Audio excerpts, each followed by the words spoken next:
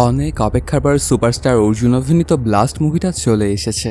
তো আমিও চলে আসলাম একটা এক্সপ্লেইন নিয়ে। তোমাদের জন্য এত কষ্ট করে নতুন নতুন সিনেমার গল্প নিয়ে আসি, তাহলে তো একটা লাইক আমি আশা করতেই পারি। কোনো স্পয়লার না দিয়ে আর চ্যানেলটা সাবস্ক্রাইব করে চলো তাহলে গল্পের গভীরে ঢুকে পড়া যাক। সিনেমার শুরুতেই একটা কারাটে মাস্টারকে দেখানো হয়। সেখানকার মানুষজন সবাই ওনাকে খুবই সম্মান করত। তিনি শুধু কারাটের মাস্টারই ছিলেন না, যার যা প্রয়োজন ছিল তাদেরকে সেগুলো প্রোভাইড করার চেষ্টা করতেন তিনি। সবাইকে সাহায্য করাই ছিল তার ধর্ম। ওনার নাম রাজা রামন। তিনি মূলত বাচ্চাদেরকে ক্যারাটে ট্রেনিং দিতেন। অন্যদিকে রাজার পরিবারকে দেখানো হয়। ওর বউয়ের নাম ভেনি, আর মেয়ের নাম নীলা, আর রাজার একটা ছোট ভাইও আছে। এই তিনজনকে নিয়ে রাজার ছোট্ট পরিবার। ওরা খুব সুখে শান্তিতেই বসবাস করছিল। রাজার ছোট ভাই একটা মেডিকেলের দোকান চালাতো। ওর ভাই এখনও বিয়ে করেনি। সবাই মিলে খুব ভালোভাবেই বসবাস করতো একসঙ্গেই। রাজার মেয়ে নীলা ছিল খুবই চঞ্চল টাইপের একটা মেয়ে। একদিন মহল্লার একটা ছেলে ওকে মেরেছিল। এর জন্য সে বাবার কাছে এসে নালিশ করে। তখন রাজার মেয়েকে বলে, ভুল কার হয়েছে সেটা কোনো ব্যাপার নয়। যদি কেউ অকারণে তোমাকে গালমন্দ করে বা তোমাকে মারধর করে, তাহলে নিজের জন্য তোমাকে নিজেই দাঁড়াতে হবে। সাথে এটাও জানায় তুমি এখনই গিয়ে ওর সামনা করো। বাবার কথা শুনে নীলা চলে আসে মহল্লার ভেতরে। সেই ছেলেটার সামনে যাওয়ার সাথে সাথেই প্রথমবারের থেকেও এবার বেশি করে মারে নীলাকে। এর জন্য আবারও নীলা কান্না করতে করতে চলে আসে বাবার কাছে আর বলতে থাকে, বাবা আমিও ক্যারাটে শিখবো, যেন আমি নিজের জন্য নিজেই দাঁড়াতে পারি। কেউ এসে অন্যায়ভাবে আমাকে কিছু বললে আমি যেন ওদের সামনা করতে পারি। মেয়ের মুখে এমন কথা শুনে খুবই খুশি হয়ে গিয়েছিল রাজা, আর তারপর থেকে নীলাকে তিনি ক্যারাটে শেখাতে শুরু করেন। নীলাও ছিল খুবই বুদ্ধিমতী একটা মেয়ে। এর জন্য খুব অল্প সময়ের মধ্যেই সে ক্যারাটে খুব ভালোভাবেই করতে থাকে। দিন এভাবেই পার হচ্ছিল। এক পর্যায়ে গিয়ে নীলা অনেক ভালো হয়ে যায় ক্যারাটেতে। কিছুদিন পরেই ওদের এলাকাতে ক্যারাটের একটা বড় টুর্নামেন্ট অ্যানাউন্স করা হয়। সেটাতে পার্টিসিপেট করবে আবার নীলা। এরপর চলে আসে সেই ক্যারাটে টুর্নামেন্টের দিন। কিন্তু দুর্ভাগ্যবশত নীলা তার প্রথম রাউন্ডেই হেরে যায়। এতে অনেক মন খারাপ করেছিল নীলা। নিজের প্রতি তার যে একটা আত্মবিশ্বাস ছিল সেটা ভাঙতে শুরু করে, আর মনে মনে ভাবতে থাকে তাকে দিয়ে হয়তো এগুলো সম্ভব নয়। নিজের মেয়েকে এভাবে ভেঙে পড়তে দেখে রাজা তাকে বোঝাতে শুরু করে। এমনকি নিজের জীবনে ঘটে যাওয়া একটা কাহিনী ওকে শোনায়। আমি যখন প্রথম ক্যারাটে শিখতে শুরু করেছিলাম তখন আমিও প্রথম ম্যাচটা হেরে গিয়েছিলাম, কিন্তু ওই হারটা আমাকে অনেক কিছু শিখিয়েছিল। এরপর আমার ট্রেনিংয়ে যা যা কমতি ছিল সেগুলো আমি করতে থাকি, আর আগের থেকে আরও বেশি ট্রেনিং করছিলাম যেন পরের বার আর আমাকে কেউ হারাতে না পারে। এরকম করতে করতে আমার জীবনে এমন একটা অবস্থাতে আমি পৌঁছে গিয়েছিলাম যে আমাকে আর কখনোই পিছিয়ে তাকাতে হয়নি। তো হারা কোনো খারাপ জিনিস নয়, তবে হারের থেকে যদি তুমি শিক্ষা নিতে পারো তাহলেই সেটা তোমার জন্য মঙ্গলকর। বাবার মুখে এমন কথা শুনে নীলার ভেতরে আবারও নিজের প্রতি আত্মবিশ্বাস গড়ে ওঠে। এরপর থেকে নীলারও বেশি ট্রেনিং করতে শুরু করে। প্রথমবার সে হেরেছে তো কী হয়েছে, এটা থেকে সে অনেক কিছুই শিখেছে, আর সেটাই তার ট্রেনিংয়ে অ্যাপ্লাই করছিল। কোন কোন জায়গাতে সে দুর্বল সেগুলো নিয়েই কাজ করছিল নীলা। এরপর কেটে যায় আরও অনেক দিন। নীলা এখন আগের সাথে অনেক ভালো ফাইটার হয়ে গিয়েছিল। দেখতে দেখতেই চলে আসে আরেকটা টুর্নামেন্ট। এই টুর্নামেন্টটা অবশ্য নীলা খুব ভালোই করে, আর জিতেও যায় সেই টুর্নামেন্টটা। তার পরপরই সে গিয়ে দেখা করে ওই ছেলেটার সঙ্গে, যার সঙ্গে তার ছোটবেলাতে ঝামেলা হয়েছিল। তার সাথে হিসাব বরাবর করতে এসেছিল নীলা। যদিও নীলার এই লড়াকু স্বভাবটা একদমই পছন্দ করতো না তার মা, আর সবসময় রাজাকে বলতো, মেয়ে মানুষের এসব মারামারি কিন্তু আমার ভালো লাগে না, ওকে কি আমাদের বিয়ে দিতে হবে না? তার স্বভাব যদি এরকমই থাকে তাহলে কোনো ছেলেই তোকে বিয়ে করবে নাকি বলো? কিন্তু রাজা তখন ওর বউকে উত্তর দেয়, ওগুলো নিয়ে চিন্তা করতে হবে না তোমার। আমার মেয়ে যখন কাবিল হবে তখন এমনিতেই ছেলেদের লাইন লেগে যাবে। আর একটা কথা, মেয়েরা হরহামেশাই বিপদের মধ্যে পড়ে, তখন ওদেরকে বাঁচানোর জন্য সবসময় কেউ আসতে পারে না সেখানে। এই জন্য আমার মেয়েকে আমি ওইভাবেই তৈরি করছি যেন সে যদি কোনো বিপদের মধ্যে পড়ে তাহলে নিজের সুরক্ষা নিজেই করতে পারে। আর এই ভাবনাটা থেকেই রাজা তার মেয়েকে মজবুত এবং আত্মনির্ভরশীল বানিয়েছিল। এরপর কেটে যায় কয়েক বছর। নীলা এখন বড় হয়ে গেছে, এমনকি তার পড়াশোনাও শেষ। চাকরির জন্য প্রস্তুতি নিচ্ছিল নীলা। ওর বাবা এখনও বাচ্চাদেরকে ক্যারাটে শেখাতো, মা ঘরের কাজকর্ম করত, আর চাচাও এখনও মেডিকেল স্টোরটাই দেখাশোনা করত।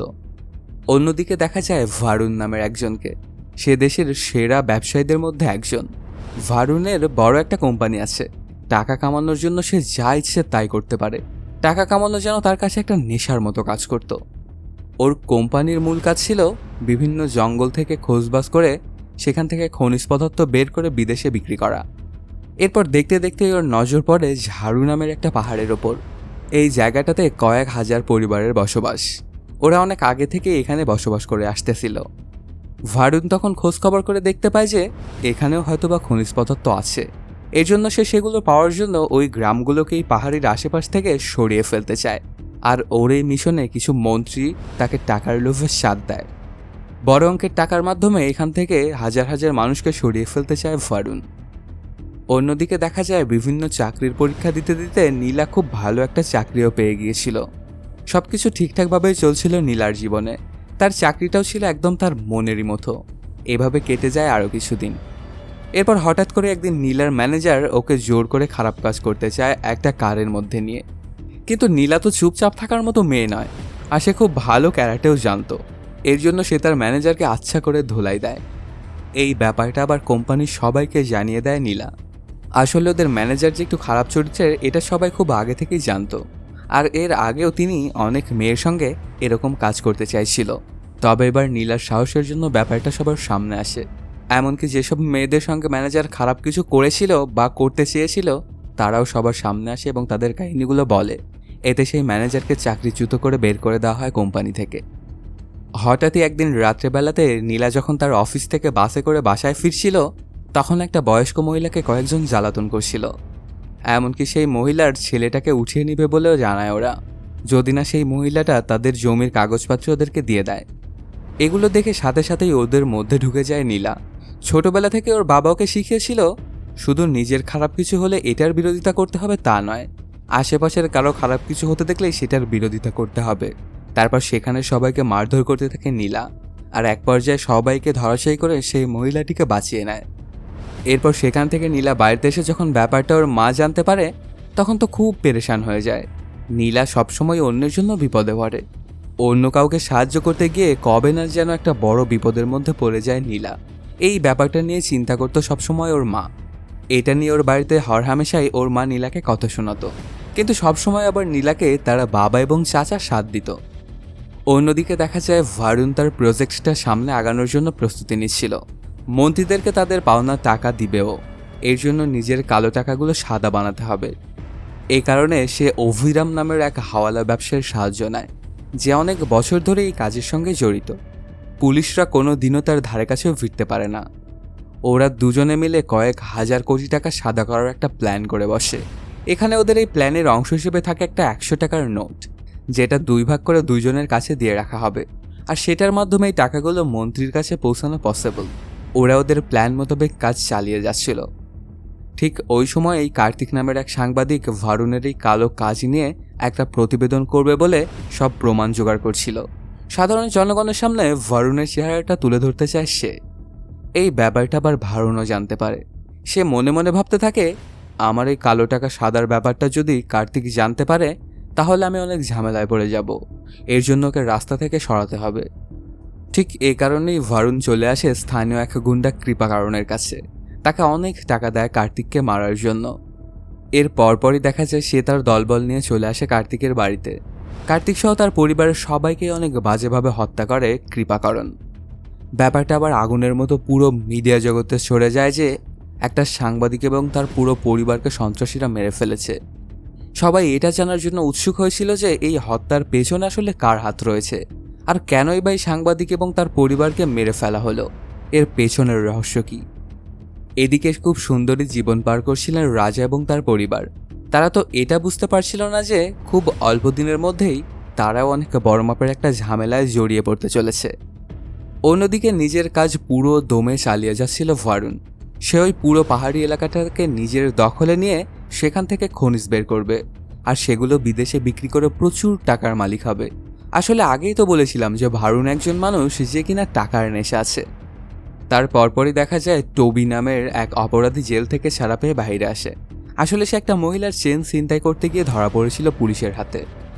জেল থেকে যখন টবি বাড়িতে এসে পৌঁছে তখন ওর বউ তোর উপরে খুবই রাগান্বিত হয়েছিল। আর সে বলতে থাকে, তুমি প্রত্যেকবারই কোনো না কোনো অপরাধ করে জেলে চলে যাও আর ঝামেলা পোহাতে হয় আমাদের পুরো পরিবারকে। সব মানুষজনই তো এসে আমাদেরকে এটা ওটা কথা বলে। এই বাজে কাজগুলো কি তুমি ছাড়তে পারো না? বউয়ের মুখে এমন কথা শুনে টবিও মনে মনে ভাবতে থাকে এবার আমাকে ভালো কোনো একটা কাজ করা উচিত, না হলে আমার পরিবার ঝামেলায় পড়ে আমার জন্য প্রত্যেকবারই। ঠিক এই কারণেই টবি তার এক বন্ধুর সাথে দেখা করে এবং তার থেকে সাহায্য চায়। তখন বন্ধু জানায় কালকেই আমরা কৃপাকরণের লোকদের সঙ্গে দেখা করব এবং তাদের থেকে একটা কাজ চাইব। অন্যদিকে অভিরাম মিশনে নামার জন্য প্রস্তুতি নিচ্ছিল। আগামীকালকেই ওকে যেতে হবে দুবাই আর 1,000 কোটি টাকা কালো থেকে সাদা করার প্রক্রিয়াটা শুরু করতে হবে। দুবাইয়ের উদ্দেশ্যে বের হওয়ার আগে লাল পানি খাওয়ার জন্য একটা বারে এসে পৌঁছে অভিরাম। তারপর সেখান থেকে যখন নেশা পানি করে গাড়ি করে ফিরছিল তখনই ওর গাড়িটার অ্যাক্সিডেন্ট হয়ে যায়। খুবই বাজে অবস্থা হয়ে যায় অভিরামের। ঘটনাস্থলে পুলিশ গিয়ে ওকে উদ্ধার করে হাসপাতালে নিয়ে আসে। পুলিশরাও তো এটা বুঝতে পারে না যে তারা কত ভয়ঙ্কর একজন মানুষের জান বাঁচালো। এদিকে ভারুন তো লাগাতার অভিরামকে ফোন করেই যাচ্ছিল, কিন্তু ওকে ফোনে পাচ্ছিল না। আসলে ভারুন যে প্ল্যানটা করেছিল সেটার মূল চালিকা শক্তিই ছিল অভিরাম। তার কাছে তো ওই 100 টাকার নোটের অর্ধেক অংশ, সেটা দিয়ে দুবাইতে গিয়ে সেই টাকাগুলো রিসিভ করতে হবে। তার পরপরই ভারুন জানতে পারে যে আসলে অভিরামের অ্যাক্সিডেন্ট হয়ে গিয়েছিল, এর জন্য সে ফোন ধরতে পারছে না। আর অ্যাক্সিডেন্টের জায়গা থেকে ওকে পুলিশ নিয়ে গিয়েছিল এটাও জানতে পারে সে। তখন ভারুন মনে মনে অনেক ভয় পেয়ে গিয়েছিল, যদি অভিরামকে কোনোভাবে পুলিশ ধরে ফেলে তাহলে তো পুরো প্ল্যানটাই চপাট হয়ে যাবে। এর জন্য সাথে সাথেই ভারুন কিছু গুন্ডাকে সেই হাসপাতালে পাঠায় যেন ওরা হাসপাতাল থেকে অভিরামকে নিয়ে আসতে পারে। কিছুক্ষণের মধ্যে ওরা সবাই চলে আসে হাসপাতালে। তবে ওই ব্যাপারটা পুলিশ দেখে তাদের কাছে কিছুটা খটকা লাগে। একজন ঘায়েল ব্যক্তিকে নিতে এতজন মানুষ কেন এসেছে? কোনো না কোনো ঝামেলা তো আসেই, আর ওদের সবার হাতেই ছিল হাতিয়ার। এর জন্য ওদেরকে জিজ্ঞাসাবাদ করতে থাকে। তখন সেখানে বড় মাপের একটা ঝামেলার সৃষ্টি হয়ে যায়। ওদের মধ্যে হাতাপায়ও শুরু হয়। তারপর এক পর্যায়ে অভিরামের পায়ে গুলি করতে বাধ্য হয় পুলিশ। ওরা এমনটা করছিল কারণ কোনোভাবে যেন অভিরাম সেখান থেকে একা পালাতে না পারে। আর এখানের অবস্থাটা খুব খারাপ হওয়াতে গুন্ডা পান্ডাগুলো সেখান থেকে পিছু হাঁটতে বাধ্য হয়। সাথে পুলিশও বুঝতে পারে কোনো ঝামেলা তো আছেই। আর এই ব্যক্তিটা কে যে তাকে নেওয়ার জন্য এতগুলো গুন্ডা এসেছিল? ওরা এগুলো নিয়ে খোঁজবাজ করতে শুরু করে। তারপর ব্যাপারটা আরও ঘোলাটে হয়ে যায়। অভিরামকে যে কনস্টেবলগুলো পাহারা দিচ্ছিল তাদেরকে ঘায়েল করে সেখান থেকে পালিয়ে যায় অভিরাম। এরপর খোঁজবাজ নিতে নিতে পুলিশ জানতে পারে অভিরামের আসল পরিচয়। তখন ওরা তো খুবই ভয় পেয়ে গিয়েছিল, কারণ অনেক দিন আগে অভিরামকে ধরার জন্য প্রচুর পুলিশ একত্রিত হয়ে হামলা করেছিল ওর ওপর, কিন্তু সবাইকে সেখানে মৃত অবস্থায় পাওয়া গিয়েছিল। ওর নাম শুনে তো বড় বড় অনেক পুলিশ অফিসার ভয় পেয়ে যায়। তারা অন্য সব পুলিশদেরকেও বলছিল অভিরামের বিরুদ্ধে যদি কিছু করতে হয় তাহলে ওর খোঁজখবর ভালোভাবে নিয়ে ওর পজিশন জেনে তারপরেই অ্যাটাক করতে হবে, কারণ ও কিন্তু খুব বিপজ্জনক মানুষ। এদিকে হাসপাতাল থেকে ফেরার পরে অভিরাম চলে আসে স্থানীয় গুন্ডাদের কাছে। অ্যাক্সিডেন্ট হওয়ার জন্য ওর অবস্থা অনেক বাজে হয়েছিল, এই জন্য ডাক্তাররা অভিরামকে আরাম করতে বলেছিল। সাথে ওকে কিছু ওষুধপত্রও দিয়েছিল। কিন্তু সমস্যা এটা ছিল যে গোটা এলাকাতে ওকে খুঁজতেছিল পুলিশ। এর জন্য লোকেরা সরাসরি মেডিকেল স্টোরে গিয়ে ঔষধ কিনতে পারছিল না। আর আগামীকালকে অভিরামকে আবার দুবাইয়ের উদ্দেশ্যে বেরোতে হবে। ওর কাছে সময় ছিল খুবই কম। এর পরপরই সেখানে দেখা যায় টবিকে। ও যেহেতু এদের নতুন সদস্য ছিল এর জন্য ওকে কেউ সন্দেহ করবে না এটা মনে করে সবাই। তারপর ঔষধের লিস্টটা ওকে দিয়ে পাঠিয়ে দেয় মেডিকেল স্টোরে। টবিও এসে সেই মেডিকেল স্টোরটাতে পৌঁছায় যেটা চালাতো আবার রাজার ভাই, কিন্তু ওই সময়টাতে সে দোকানে ছিল না। দোকানে তখন ছিল নীলা। যখন টবি ঔষধ নিচ্ছিল তখন একটা চাকু বের করেছিল এবং ভয় দেখানোর চেষ্টা করছিল নীলাকে, কিন্তু নীলা তো এগুলো দেখে একটুও ঘাবড়ায় না আর ওকে ঔষধপত্র দিতে থাকে। আসলে এখানে লড়াই করতে চাইছিল না নীলা, কারণ ওর মা সবসময় ওকে ভালোভাবেই থাকতে বলতো, এজন্য সে খুব ভালোভাবে ওষুধগুলো দিয়ে দেয়। তবে চলে যাওয়ার সময় টবি নীলার গলা থেকে চেনটা ছিনতাই করতে যায়। এটাতে অনেক ক্ষেপে যায় নীলার পিটাতে শুরু করে টবিকে। এখানকার অবস্থা খুবই বাজে হয়ে যায়। কিছুক্ষণের মধ্যেই দেখতে দেখতে আশেপাশের মানুষজন পুলিশকে খবর দিয়ে এনে টবিকে ধরিয়ে দেয়। অনেকক্ষণ পার হয়ে যায় কিন্তু টবি এখন আসতেছিল না, এর জন্য চিন্তায় পড়ে গিয়েছিল আবার অভিরামেরা। তখন অবশ্য থানার মধ্যে থেকে কোনোভাবে টবি কল করে জানায় যে আমি পুলিশদের কাছে ধরা খেয়েছি। তখন অভিরামের আর বুঝতে বাকি থাকে না যে অন্যের উপর ভরসা করে আর কাজ হবে না। এবার সে নিজেই বাইরে যাওয়ার জন্য প্রস্তুতি নেয় ঔষধ কিনে আনার জন্য, কিন্তু ওর সাথে ওকে থামানোর চেষ্টা করে। তারপর নিজের লোকদেরকে আবার মেডিকেল স্টোরের দিকে পাঠায়।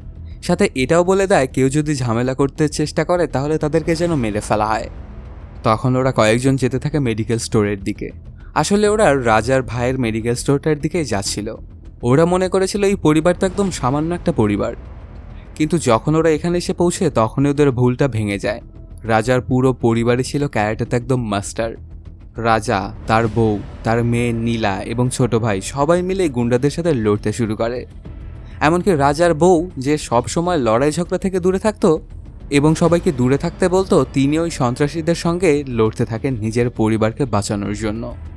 এখানে অনেকক্ষণ ধরে ওদের মধ্যকার লড়াইটা চলে। এক এক করে সবাইকেই মারতে থাকে ওরা।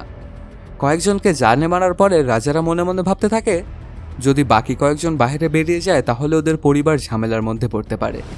এর জন্য ওদেরকেও এক এক করে ধরে মেরে ফেলতে হবে। কিছুক্ষণের মধ্যেই তাদেরকে মেরে ফেলা হয়।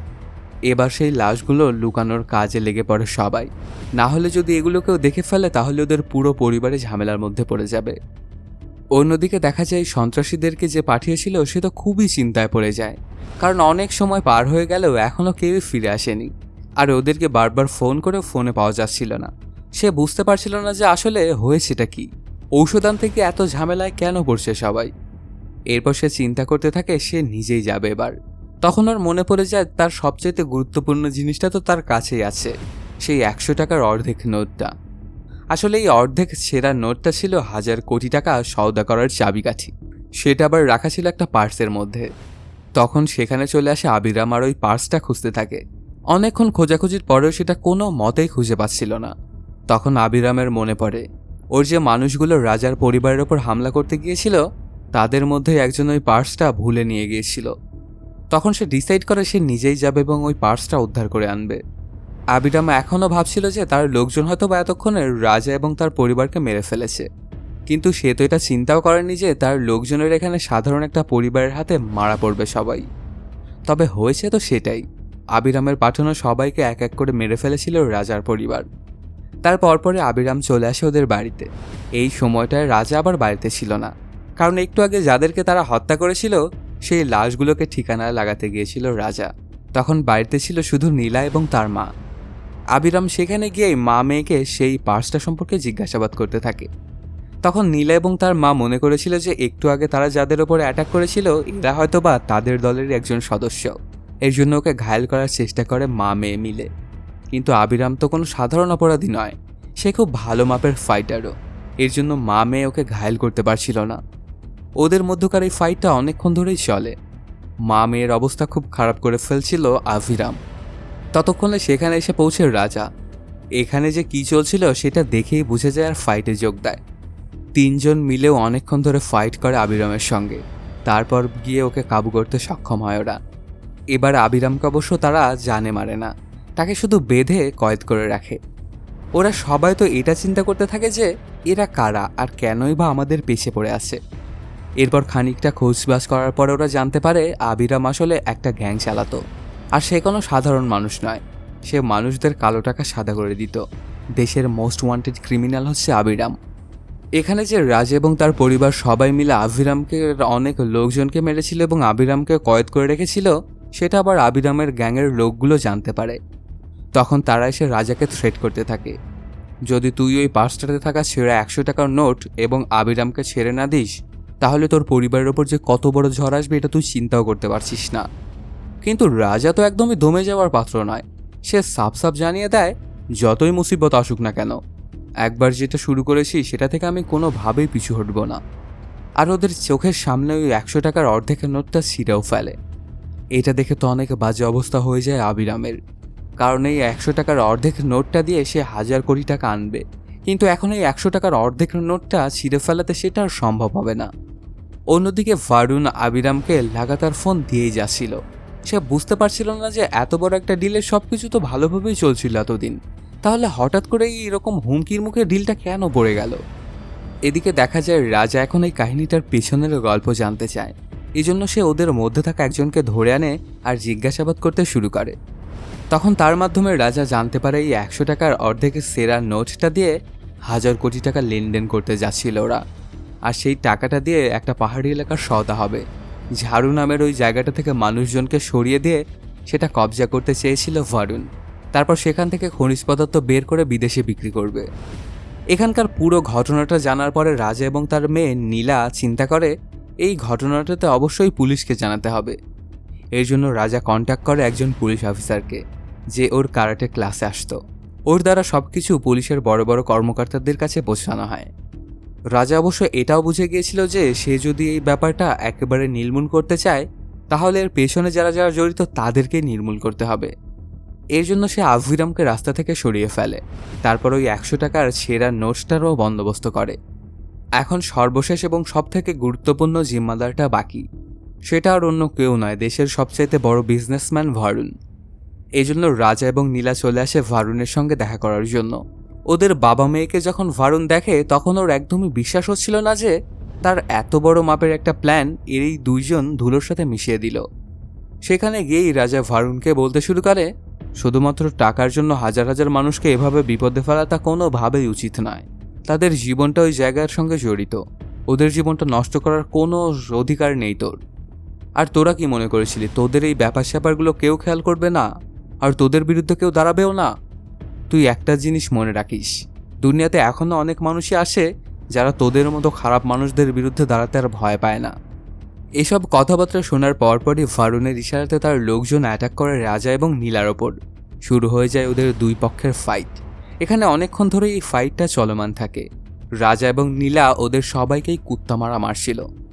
দেখতে দেখতে কিছুক্ষণের মধ্যেই ওদের সবাইকে ধর্ষাই করে ফেলে বাবা এবং মেয়ে। এবার বাকি আছে শুধু ভারুন। তার পরপরই ভারুন এবং রাজা ফাইট করতে শুরু করে। ওদের ফাইটটা অনেকক্ষণ ধরেই চলমান থাকে, সাথে খুব ভয়ঙ্কর মোড়ও নেয়। এক পর্যায়ে নীলাও সেই ফাইটে যোগ দেয়। ওরা কেউই যেন কারো সাথেই কম নয়। তবে এক পর্যায়ে বাবা মেয়ে মিলে ভারুনকে ধরাশায়ী করে ফেলে। শেষমেশ ওকে দুনিয়া থেকে উপরেও পাঠিয়ে দেয়। তবে এই কাণ্ড কারখানা করার পরেও রাজা এবং তার পরিবারের নাম বাহিরে আসে না। ওদের বিরুদ্ধে পুলিশ কোনো কিছুই খুঁজে পায় না, কারণ রাজা যা যা করেছিল সবকিছু একদম বুঝে শুনে প্ল্যান মোতাবেক করেছিল। এই জন্য ওদের বিরুদ্ধে কোনো প্রমাণই খুঁজে পায় না পুলিশ। তারপর রাজার পুরো পরিবার আবার ওদের দৈনন্দিন জীবনে ফিরে আসে। ওদের দেখে এমনটা মনে হচ্ছিল যেন কিছু ঘটেইনি, কিন্তু ওদের মনের মধ্যে এটা নিয়ে শান্তি লাগছিল যে তারা অনেক মানুষের জীবন বাঁচিয়েছে। অন্যদিকে পুরো মিডিয়াতে তো এটা ছড়িয়ে পড়েছিল যে এত বড় মাপের একজন বিজনেসম্যান হঠাৎ করে কিভাবে শেষ হয়ে গেল, ওর নিখোঁজের পেছনেই বা কার হাত রয়েছে। এগুলো নিয়ে অনেক ইনভেস্টিগেশন হয়, কিন্তু কোনো কিছুই খুঁজে পাওয়া যায় না। আর রাজার পরিবার তো খুব সুখে শান্তিতেই বসবাস করছিল। তাদের মনে এটা ভেবে শান্তি লাগছিল যে হাজার মানুষের পরিবার বেঘর হওয়া থেকে বাঁচিয়েছে তারা। আর এর মাধ্যমে শেষ হয়ে যায় সিনেমাটি। তো বন্ধুরা, কেমন লাগলো আজকের এই এক্সপ্লেইনটি জানাতে কমেন্ট করো। আর এখনও যদি চ্যানেলটা সাবস্ক্রাইব না করে থাকো তাড়াতাড়ি সাবস্ক্রাইব করে নাও। দেখা হচ্ছে নতুন কোনো ভিডিওতে। ধন্যবাদ।